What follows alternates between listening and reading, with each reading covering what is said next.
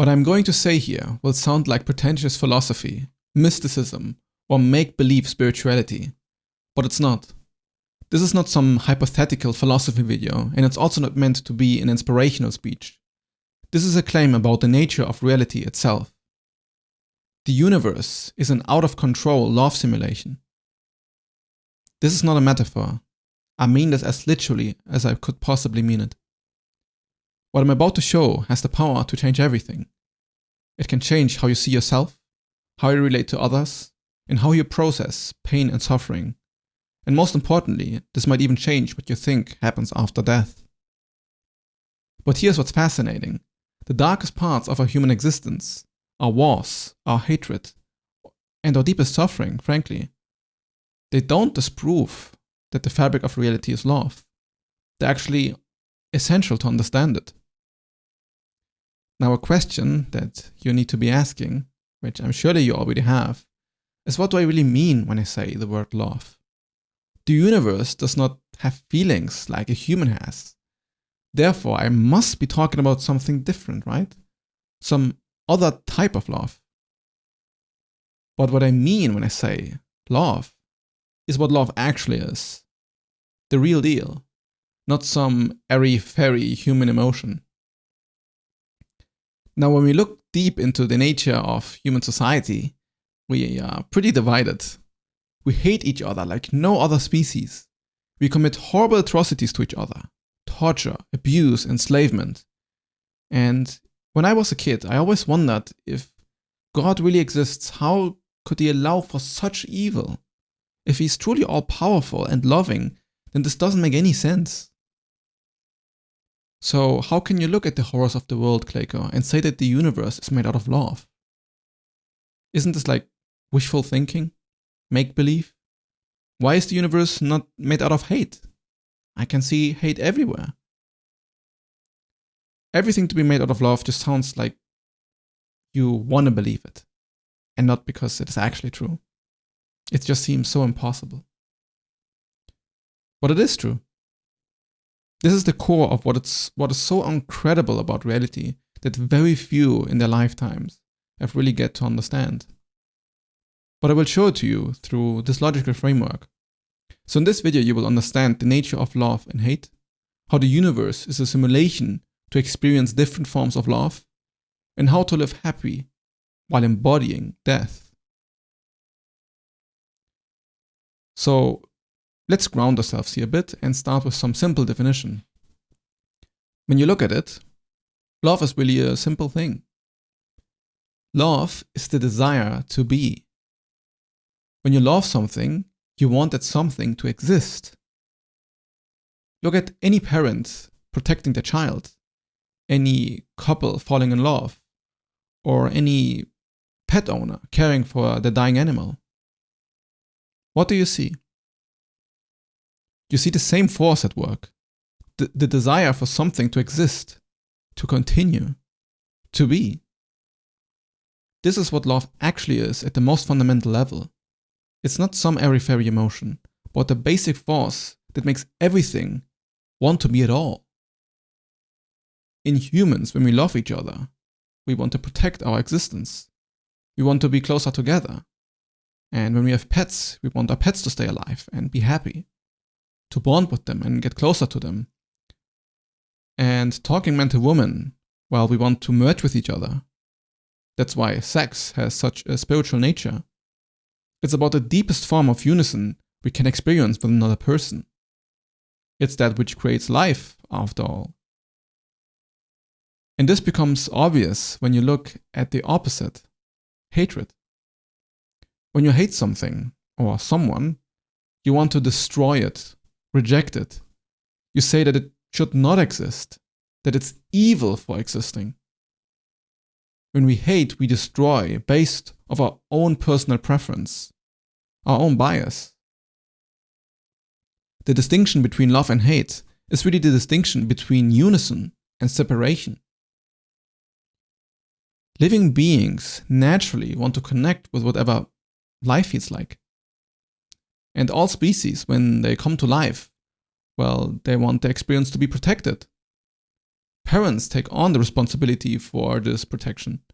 This is why the relationship to our parents determines our entire relationship to life.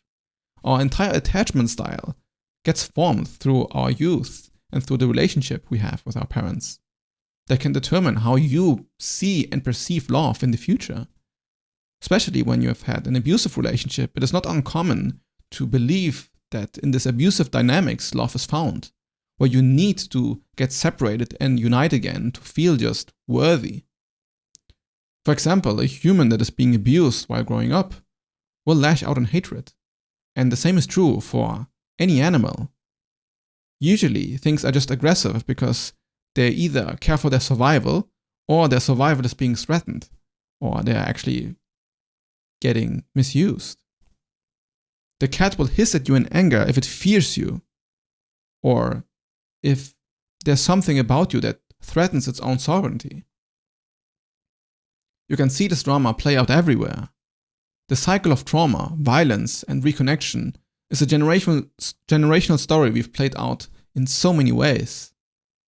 And often, if we feel like we are not deserving of love, then we seek it in many other activities or validations of other people. Naturally, when we are happy, we want to form bonds and relationships with people. And when we are not, well, we want to see society burn. So no matter what love means to you, I hope I made my point very clear and you see a pattern here. All beings have the same nature, the same goal. The meaning of life is not arbitrary at all. All beings only want to love and be loved. Their existence wants to be validated by another. And there's no experience, no desire more fundamental than this push towards the sense of unison.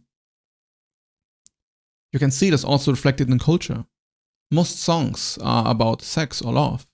Literally every movie has aspects about it.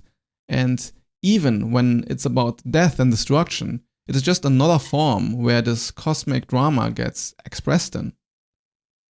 The conflict is a universal experience.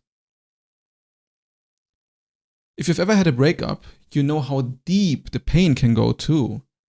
It is so meaningful to us when we lose a loved one. The pain of losing a loved one feels so cosmical in nature. From like a personal experience point of view, it is just such an absolutely excruciating pain. It feels so deep. Not because it's just some chemical reaction in the brain, but it is because it's actually a deep thing. It's because the universe runs on it. And whenever we are confronted with death, we see how much it all matters to us. It hurts so much not because you want to survive, but because the universe wants to survive. Rejecting yourself and the experience becomes unpleasant. Accept yourself for who you are, and you are at peace with the present moment. And this form of acceptance or moving towards something and rejection of something can be seen literally everywhere. And this is where it gets even stranger. Because even atoms behave in the same way. The universe is expanding and colliding in on itself. And it all points to that which most people never realize. Reality is actually simulating all possible ways to be. Not just in human or animal form, but all particles that could possibly exist, all states of consciousness and experiences get lived through the universe. In black holes eating galaxies and water molecules uniting with sugar, it's infinite creativity manifest. It's endless. Endless exploration in the pursuit of beauty, recognition, truth, itself. But you don't likely feel that way. When you're a spiritual seeker or just a normal human, well, from our point of view, reality can seem quite cruel, quite brutal. From my own personal experience, well, it might seem more closer to the opposite, that everything is just actually quite painful. And then using the word love just might feel very inaccurate in how much suffering there really is. So it might appear that everything that I'm saying is some sort of wordplay, that I'm just attributing a certain meaning to the word and then making reality appear this way. But no. If you think that this is where this is going, then you are surely mistaken. The word is actually just not intense enough. And it's precisely because of that we chase this feeling of acceptance, recognition, drugs, sex, all types of hedonism to just feel a tiny bit of this universal heavenly bliss. To lose oneself into an experience and never have to let go. That's what we really want. To hold something we love forever. This deep yearning for meaning is actually this deep yearning to be whole with something, to unite again with the cosmos, to complete the dissolution of yourself, is to stop being a separate entity and to be free, to feel free. When you know this feeling of wanting to bond deeper with reality or just existence itself, and you feel this longing as if nowhere you feel at home, there's this kind of sense that you want to die. There's an odd relationship between wanting to experience love and completion and wanting to experience a form of death. But how does this make any sense? If the universe wants to survive and experience itself in all of these possible ways, then why would it create beings that have to face the inevitable death? From the perspective of a finite being, this might seem quite evil and unfair, because nobody has signed up for this. So now we are getting a bit trippy, but try to follow my chain of thought. Try to think with me here. If you were an all-powerful God, what would you do? Would you create a tree, but not a mountain? Would you create a fish, but not a giraffe? If you're truly infinite potential, any limitation you put on yourself makes you no longer be all-powerful. If you say that I don't want to be a mountain, but only want to be a tree, then you're not all-powerful at all. You've now limited yourself by your own bias. This shows that the nature of a truly all-powerful God, if he so exists, has to be without bias. Everything that is possible has to exist. But there is a choice here. Either you accept everything unconditionally, without any limitation, or you don't. Be nothing at all, for all eternity. This choice is at the heart of consciousness itself. The only selfless thing to do is to be everything. And this is what unconditional love is really like. It is to be so selfless and all-encompassing that there is no corner of reality that is left unexplored. It needs to see everything that it can be without any restriction so that it can truly accept itself in all aspects. This is what it means to be unconditionally loving. For the universe to know everything that it is capable of, it needs to become literally everything that it is capable of. How could you truly love everything without seeing what it is like to be it? If an all-powerful God can't get hurt, it would never learn what forgiveness is like, and therefore it would not be all-powerful. If there was no evil to fight, then there's no hero to become. And if there's no room for separation, then how can we find ourselves through unison? This interplay between formless and form, good and evil, unison and separation, harmony and dissonance, pleasure and pain. These opposite forces are running all patterns of the universe. They govern everything. And that's why your life feels so real, so important. The existence of dualities makes it so. So to experience what it's like to be everything is to experience what it's like to be human. You move from something that has no form and become that which has a form.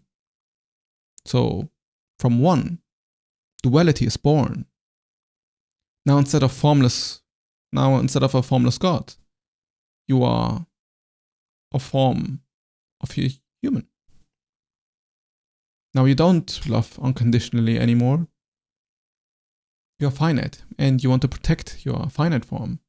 Now the ego is that which is born out of the other side of this.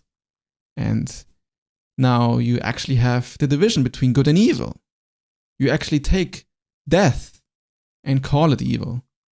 You demonize it. It's that what you need to prevent at all costs to remain in your finite form. Now you need to kill to stay alive.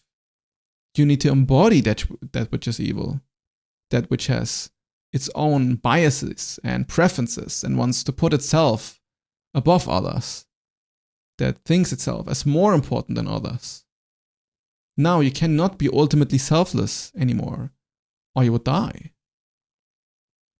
An all-powerful God should be able to forget that he's a God and be human, a fish or a giraffe.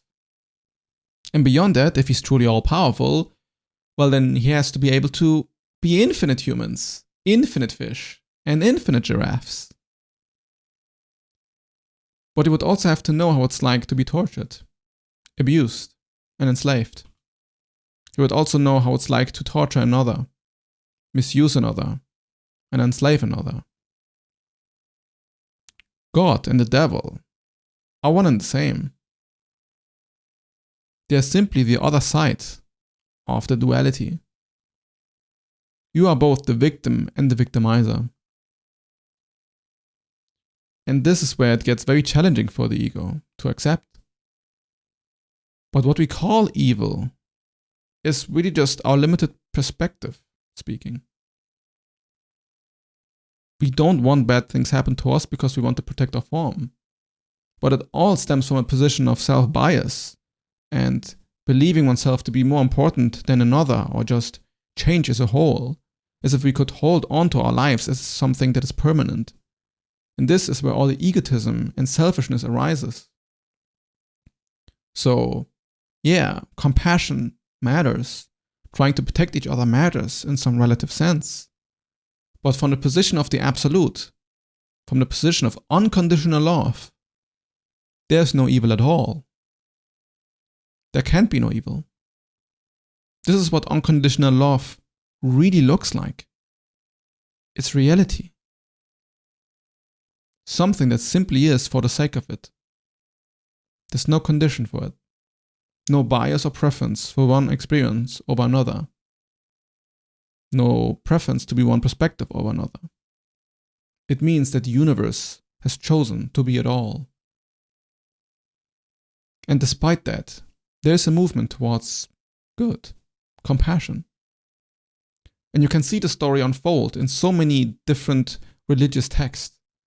I mean, the most typical one for like our Western society is the story of Jesus, that as a kid I never understood at all. But now I understand the symbolism that carried it through our human history. Because what an odd story, really. So, think about it. God decides to incarnate himself on earth, embodied as flesh, just to get brutally tortured and killed. This is the story of mankind. To be at the mercy of whatever existence is, to be treated unfairly, but still at the end, show an acceptance for it. And then to get reborn into something else.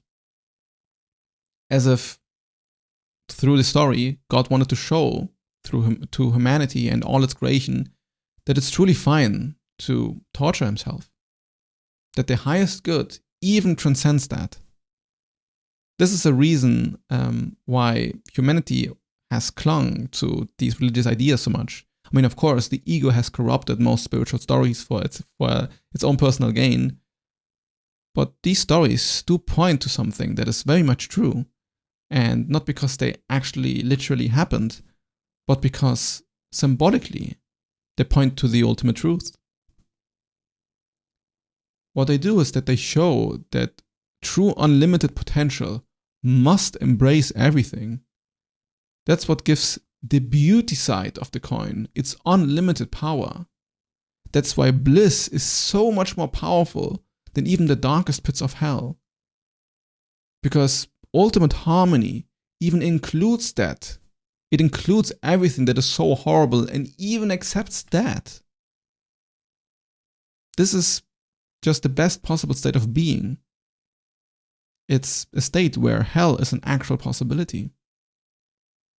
Because without that, you can have no beauty at all.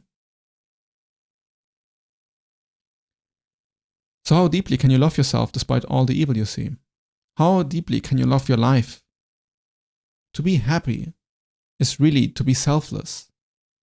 The more you can move away from your own selfish desires and frustrations about life and how you think things should be like, and the more you can just simply be with what you are, accept the flow of nature, you'll find yourself to be more and more content. It's not some blind altruistic trust to appease other people, but to connect with everything that appeals to you. Selfishness and evil is really all about yourself putting a boundary between other things, to not see that another person and you are fundamentally the same. Because from the realm of form, reality appears as if we're all made out of distinctions. We think that things are separate when they're not really separate. It's like if you see one hand on this side and another hand on this side, it is easy or like very obvious to say these are two different objects. Because here's one, here's another, and then there's space in between. But is the space in between truly that which separates it, or is it that which unites the two? And you can see this with all forms, because all forms still appear in the same underlying reality. There cannot be any division between reality in the ultimate sense, because it's all interrelated. It all conditions itself. Any object that appears in your awareness too, in your own conscious experience, it is all you. There's no way where you can draw a separation or a boundary between a thing, even in your own experience, because it's one coherent field. So when I talk about the unison of reality, I don't mean it as some abstract idea or thought, or something to preach or to believe. It is something that is self-evident by you being yourself. And stop lying to yourself that there is something about you that is solid at all. So the idea of reality being one is actually lived day by day. In direct experience, there isn't really any distance between one perception and another, one sensation or another. Your awareness is always complete. Nothing can be more you than yourself, and nothing can know more how it's like to be you but yourself. This is the nature of things. Even when we think about apparent separations like the past and the future, is the past and the future really that different? Does it really exist? Or is it all one continuous present? Modern physics, like the theory of relativity, also point to a more unified conception of time. There's a lot about science that actually points to a fundamental nature of unison, and all what I'm saying here is compatible with all philosophies, as long as you don't hold one philosophy as the only truth. But one thing that certainly is true is that everything always moves towards certain death, entropy, the deconstruction of all form. And here you can see again that this deconstruction of all form is not just a factual aspect of reality, but it also is how your experience is like. Death isn't just happening after your biological death. It is what's happening all the time. Death is just movement. The moment you want to hold on to an aspect of reality, it becomes painful. It hurts to want to be with a person you no longer can be. It hurts to let things go and to change in your life. It hurts to see yourself die. But to be present is to come to terms with the fact that you're already dead. You're already consistently dying and rebirthing. To be really happy in the present, you want to be fully unbiased. To let go of everything you used to love and say yes to whatever is new. Loving life is saying yes to everything that comes next. To accept that all things end and that all things are new beginnings. So whenever I said in this video the word God or the universe, I'm talking about you. The entire universe has always been about you. Death isn't something foreign to you at all. Death is the movement of time. Time is the movement of sensation. And the movement of sensation is what it really means to love everything. So instead of being stuck in what has been or what should have been, see that there's truly nothing to gain and nothing to lose. Let go of everything you think you are and become the formless embodied. Witness your godlike nature, a formless stream of possibilities, embodied as a real, unique human. Like, look what a unique creative expression of a human you are. There's no one like you. The unconditional love of the universe means that you get to be it all. It is the biggest present you could possibly imagine, and you've given it to yourself for all eternity. Existence exists. You have decided for it to be this way. There's nothing that can ever truly be lost, because it always was there to begin with. That's why you feel like your own little life is almost like an eternity. Like, you can even experience what infinity is like, because you will never remember a day before or after your birth. It's always now. You are already infinite. You've been everywhere 1,000 times before, relearning what it's like to be. Simply because you want to. You want to know what it's like, what you're capable of, what is possible. That's why we love to create things. That's why we see art and experience joy in being around others. It's to learn how to love in deeper and deeper forms. Heaven is what happens when you stop holding on to your identity. When you stop thinking you are separate, you become absolutely everything. And this is ultimate freedom, infinite completion.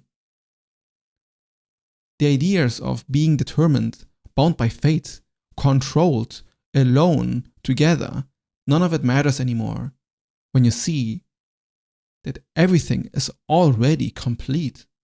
And it's not a way or like in some abstract realm foreign to you. Heaven is where you and I and everything there ever was and everything there ever will be is one. And there's no need to reach for it, as it is already the case. It is inevitable, because that which makes heaven possible is already here. The process cannot be stopped.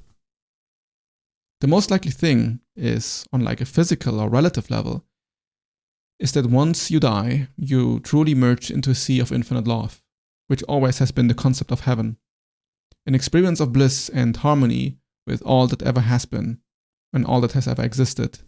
As you are free from your body, you become free from all limitations and resistances.